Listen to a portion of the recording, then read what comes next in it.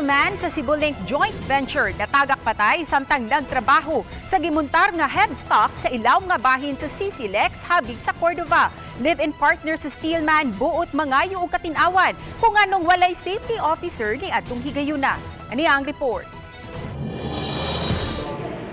Kasamtangan karong gihaya sa usa ka punerarya sa Cebu City ang 31 anyos nga si Jonas Batistis, steelman sa Cebu Link Joint Venture.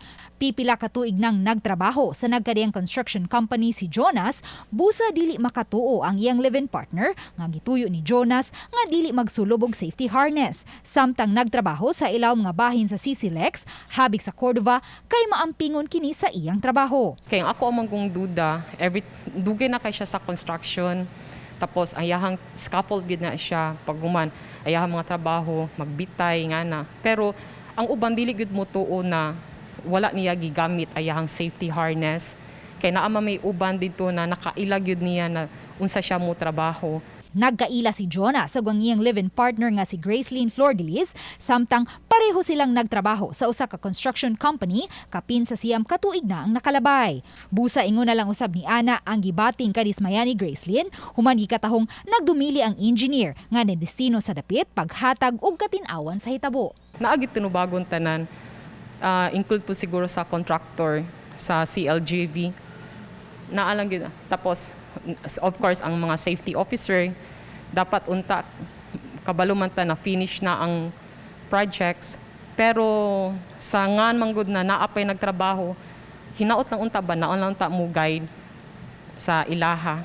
Kamanghuran sa pito ka managsuon si Jonas ug gihulagway siya sa iyang mga maguwang nga bibo ug mahigalaon.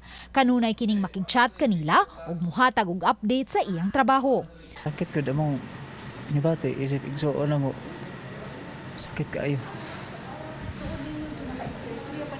Oh, isa ra.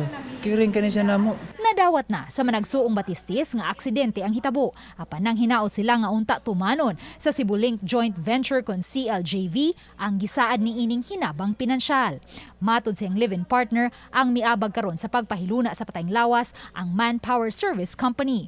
Samtang ang CLJV matod sa banayng Batistis mipasalig nga asikasuhon ang pagpada sa patayng lawas ni Jonas ngadto sa biliran diin nagpaabot ang ilang inahan. Og loss lang kami mong gilaot alaot wala na akong igsuon.